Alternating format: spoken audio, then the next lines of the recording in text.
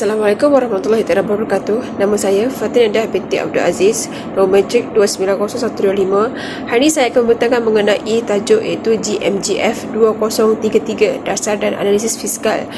Tugasan kumpulan kami yang akan saya bentangkan hari ini bertajuk Analisis Cukai Pendapatan Individu di Negara United Kingdom, Presiden implikasi daripada tahun 2012 sehingga 2023. Sebelum saya meneruskan pembentangan saya pada hari ini, izinkan saya memperkenalkan ahli kumpulan saya iaitu yang pertama, Nur Najah Najwa binti Muhammad Zamri, nombor matrik 290224, dan Mak Nazha Mak Saleh, nombor matrik 290146. Seterusnya saya akan membentangkan mengenai pengenalan. Pengenalan ialah gambaran keseluruhan konsep percukaian di UK, merakumi latar belakang sejarah cukai pendapatan individu. Cukai di UK bermula sebagai satu cara untuk mengukur dana bagi kerajaan semasa tempoh peperangan, dan ia kini menjadi sumber utama pendapatan negara untuk menyokong pelbagai sektor ekonomi. Cukai adalah penting untuk pengurusan kewangan negara, yang dinyatakan oleh Smith and John 2015. Visual yang dapat kita bukakan di sini adalah pada tahun 1799 cukai pendapatan pertama kali diperkenalkan oleh William Pitt. Meningkat lagi pada tahun 1803 iaitu cukai dibatalkan setelah perang, kemudian diperkenalkan semula. Pada tahun 1842 cukai pendapatan diperkenalkan semula secara permanen oleh Sir Robert Peel, yang mana pada tahun 1863 perubahan tarif dengan pengenalan sistem progresif, manakala pengenalan cukai pendapatan lanjutan super tax bagi pendapatan tinggi diperkenalkan pada tahun 1909. Tarif meningkat untuk pembiayaan pemilihan pasca perang diperkenalkan pada tahun 1946. Penyusunan semula sistem tarif cukai pendapatan di negara UK dikenalkan pada tahun 1965. Pengenalan potongan dan pembaharuan untuk pendapatan rendah diperkenalkan pada tahun 20-an, manakala pada tahun 2020 perbincangan mengenai keadilan cukai dan pemulihan pasca pandemik. Seterusnya, definisi cukai pendapatan individu bagi negara UK.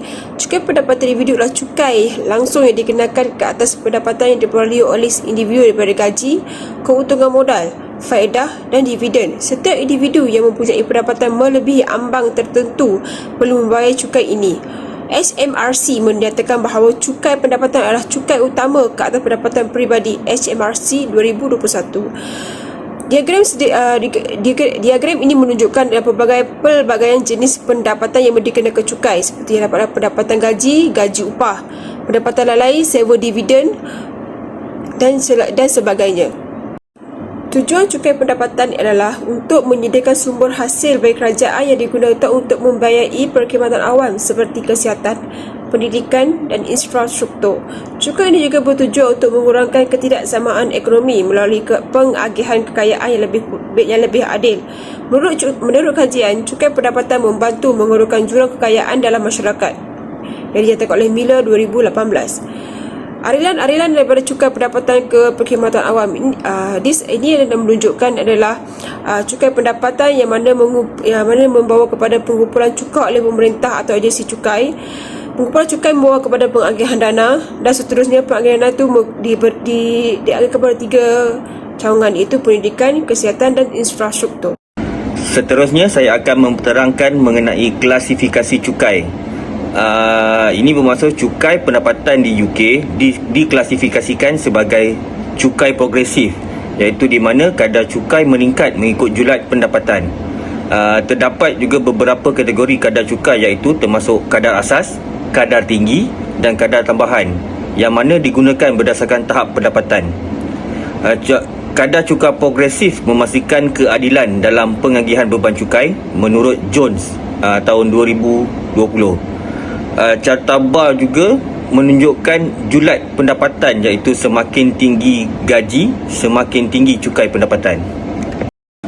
Seterusnya adalah trend kadar cukai dari tahun 2012 hingga 2023. Dari tahun 2012 sehingga 2023, kadar cukai pendapatan individu di United Kingdom mengalami beberapa perubahan, terutamanya dalam kadar tambahan untuk golongan berpendapatan tinggi. Terdapat juga peningkatan allowance peribadi yang mengurangkan beban cukai bagi individu berpendapatan rendah. Data kadar cukai dari HMRC menunjukkan perubahan signifikan dalam kadar cukai antara tahun 2012 hingga tahun 2023 menurut HMRC 2023. Berikut adalah visual garis masa yang menunjukkan perubahan kadar cukai. Yang ini, kadar cukai ini berubah mengikut aspek politik, peperangan dan juga krisis. Prinsip pencukaian. Prinsip pencukaian adalah keadilan dan kecekapan merupakan asas utama dalam sistem cukai berpendapatan di United Kingdom. Sistem progresif membantu dalam mewujudkan keadilan di mana golongan berpendapatan lebih tinggi membayar lebih, manakala sistem pemungutan cukai yang cekap mengurangkan kos pentadbiran. Prinsip keadilan dalam cukai memastikan pembahagian beban cukai secara seimbang menurut Baxter pada tahun 2019. Secara keseluruhannya, cukai progresif dianggap lebih adil dari sudut pandangan sosial kerana ia menyesuaikan beban mengikut kemampuan individu. Sebaliknya, cukai tetap dikatakan memberi intensif kepada produktiviti tetapi mungkin membebankan golongan berpendapatan rendah. Kesan terhadap hasil kerajaan. Cukai pendapatan individu adalah sumber hasil terbesar bagi kerajaan United Kingdom. Ia membiayai sebahagian besar perbelanjaan awam dan dasar fiskal negara. Peningkatan atau pengurangan kadar cukai mempunyai kesan langsung ke atas bajet kerajaan. Cukai pendapatan menyumbang lebih 30% daripada keseluruhan hasil cukai kerajaan menurut HM Treasury pada tahun 2022. Pie chart di sebelah menunjukkan perkadaran cukai pendapatan individu berbanding sumber hasil kerajaan yang lain. Cukai ini merupakan cukai pendapatan adalah hasil terbesar untuk kerajaan United Kingdom. Seterusnya adalah kesan kepada masyarakat. Cukai pendapatan mempengaruhi tingkah laku ekonomi manusia terutama dalam aspek perbelanjaan dan simpanan. Golongan berpendapatan rendah mungkin terkesan secara negatif manakala cukai progresif memastikan golongan kaya membayar lebih. Diagram menunjukkan impak cukai yang berbeza dan juga pendapatan yang berbeza di United Kingdom. Seterusnya adalah pengelakan dan pelarian cukai. Pengelakan dan pelarian cukai telah menyebabkan kerajaan United Kingdom kehilangan hasil yang besar. Laporan Panama Papers pada tahun 2016 menunjukkan banyak individu kaya mengelak daripada membayar cukai melalui syarikat pesisir pantai. Pelarian cukai telah menyebabkan kerugian hasil sebanyak 5 bilion setiap tahun di United Kingdom. Daripada Davids 2021. Diagram menunjukkan aliran skema pengelakan cukai. Ia menggambarkan bagaimana entiti atau individu memindahkan keuntungan kepada tax havens iaitu menggunakan harga pemindahan dan memanfaatkan struktur korporat untuk mengurangkan atau mengelakkan daripada pembayaran cukai. Selain itu, berikut adalah peta rangkaian syarikat pesisir pantai yang menunjukkan hubungan antara syarikat induk di UK dan subsidiary pesisir pantai di negara seperti Cayman Island dan British Virgin Island. Peta ini menggambarkan aliran dana, benefits yang tersembunyi dan akaun bank antarabangsa.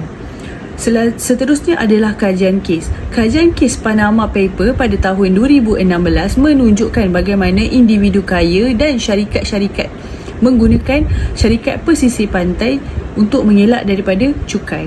Ini mendorong United Kingdom untuk memperketatkan lagi undang-undang cukai antarabangsa.